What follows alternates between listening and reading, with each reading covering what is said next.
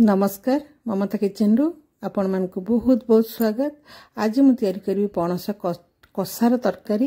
तो पणस प्राय आम घरे खे माने बेसी भल पाते मो छड़ा मत बहुत भल लगे। मत सीझा हेले भी मत बहुत भल लगे किंतु आज मुझे भाव तरकारी करी समस्त को बहुत भल लगे। तेज चलतु देखा आज रेसिपी। जदि आपण मान रेसिपी भल लगे लाइक करेंगे, शेयर करेंगे, चैनल को सब्सक्राइब करेंगे, पाखरे थिबा बेल बटन को क्लिक करेंगे, फेसबुक पेज जदि आपण मान देखुथिबे फॉलो करेंगे। तेज चलतु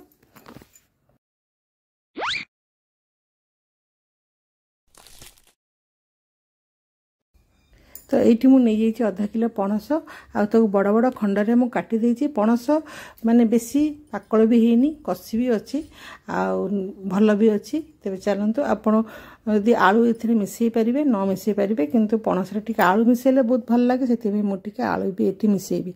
प्रथम से पणस को भल भाव धोई देकी काटिक रखी प्रेसर रे मुदेदेवी। प्रेसर रे मु गोटे ग्लास कि 1.5 ग्लास पानी देकी आम टिके सिझेदेबा। दुईटा हुइसिल देकी, दुईटा हुइसिल रु बेसी हुइसिल देबानी, बहुत नरम हो पणस। से देदेबा टिके हलदी आ लुण।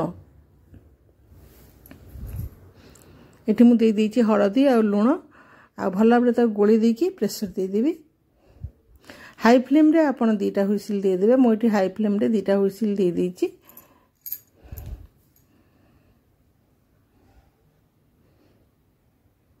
तो ये मुझे आपण मानक पणसटा देखुची देखंतु। पणस पूरा 80% सिझी जाइए आ बाकीटा आम तरकारी जिते करवा से सिझीज आ बहुत भी बढ़िया भाव सिझी। से पानी को भी मु पकईबिनी, से पानी भी आमर दरकार हम। तो ये तेल दे देती सोरष तेल, आप रिफाइन तेल जोटा आपण मैंने खाऊँ से करें। तो सोरष तेल देकी मु पियाज को जमी बिरियानी आम पियाज भाजु था सेमती 2टा पियाज को मुझे लाल लाल कर भाजीदेवी।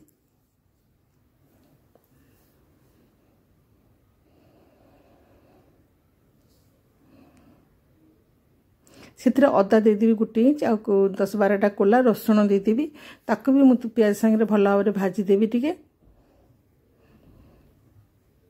तो पणस कषा जो मुझे करी से मुझे पियाज भाजिकी पेस्ट करदेवी, तार गोटे अलग स्वाद अच्छी। तो ये गोटे टमाटर को मु प्यूरी करदेवी। और ये पियाजटा हो गला मुझे बाहर करके रखीदेवी। तो से आलू गुड़ा भाजीदेवी। प्रथम पणसटा को भाजी आउ जो ये मसलाटा ठंडा होला पर ताकू आम ग्राइंड करदेबा। पणस को बढ़िया भाव में भाजीदेवी, जोटा कि बढ़िया टेस्ट आसीबो। तो देखो पणस एटा बहुत बढ़िया भाव में भाजी देइचे लाल लाल करके आप माने देखि पारुथिबे। तेबे ताको बाहर करदेबा।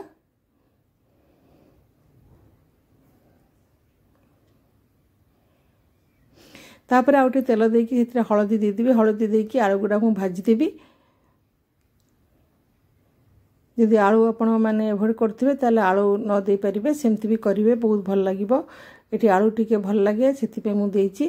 तो या भितर हम पियाजटा आ रसुण अदा जो भाजीली ठंडा हो जाइए ताको मु पेस्ट तैयारी करदेबी। आलूटा भी मोर हो जाइए ताको बाहर करके तेल टिके कमई देइची। तेल कमई देकी सेथिरे तेजपत्र गोटे बड़ अलैच, लवंग 3-4टा आउ डालचीनी खंडे दे देइची। तापर मु टमाटर को जो प्यूरी करथली ताको दे देकी भल भाव में कषिबी।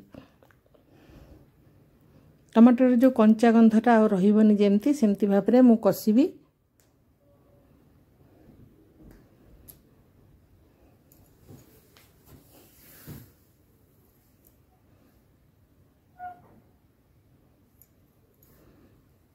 तो ये तरकारीटा आम घर समस्त को बहुत भल लगे। एत भी भल पाती पणस खायापी, मो छड़ा घरे एमती खाती किंतु अल्प अल्प केभे केभे पणस सीजन रे।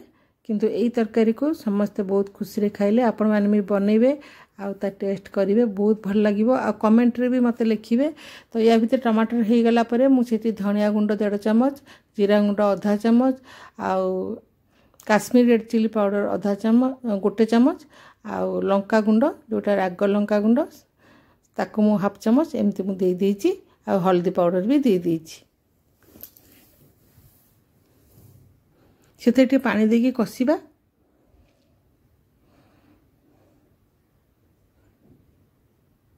एथिरे आपण गरम मसला पाउडर पकई पारिबे किंतु मु बेसी अत्यधिक पाउडर पकई आउ पकईबिनी कारण मु गोटा सब देइची तार बढ़िया बास्नाटा आसुची तापरे मु कसी गला परे तापरे देखंतु ए जो प्याज अदा रसुण को मु बाटी के रखितिली ताकू देई देबा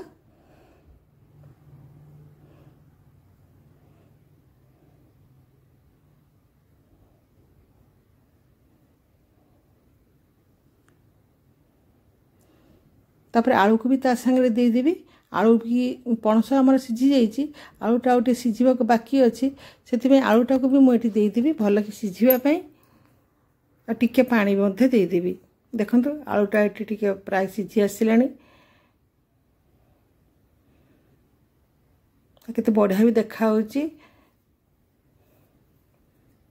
तापर पणस गुड़ा देदेवी आ भल भाव ताको कषिबी देखिए गले मसलाटा आमर भल भाव कषि हो जाइए कहीं मसला तो आम भाजिकी पेस्ट करथिले से तार कंचा कंद आ रहीनी ये भल भाव कषि हो जाइए तो मुझे जो पणस सिझेली जो पानीटा से पानीटा को देदेवी आउ लुण तो मुझे देदेची जो पानीटा मुझे दौची से पानी भी लुण हल्दी पकई तो आपन जदि लुण माने कम देखिए ताले लुण चेक करके आपन देबे जी पानी थिला मु सब 2 कप पानी ये दे देइची काना ये तरकाटा हमर कषा रकम हम से मत पानी बेसी देवा दरकार नहीं आ माने पणस भी आलू भी अधा अधी सिझी जाइए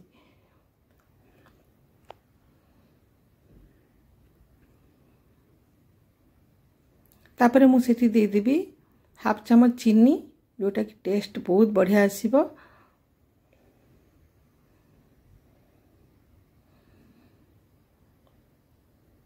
देखंतु पणस एटा पाखापाखि हो गलानी आमे टिके चेक करिबा सब पणस आलू को चेक करिबा काइना सिझी कि नहीं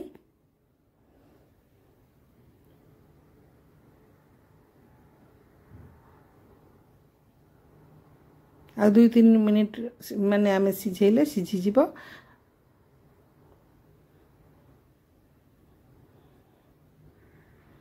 पाखापाखि सिझी गलानी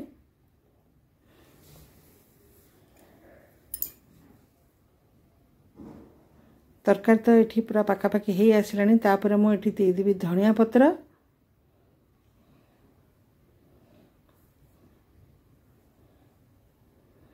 आ सब आड़े मु गोड़ी देवी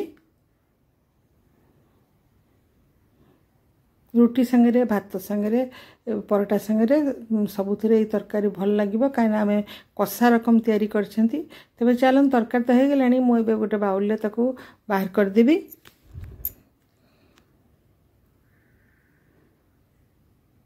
आशा करछि आपण मानकु ए तरकारी टेस्ट बहुत भल लगिबो थरे तैयारी करंतु आ खांतु आ कमेंट रे मते जणांतु केमते लागिला जदि भल लगिबो निश्चित भाव में आपण लाइक करिवे आ शेयर करिवे आ फेसबुक पेज रे जदि आपण माने जाई कि देखुथिबे फॉलो करिया को भूलिबेनी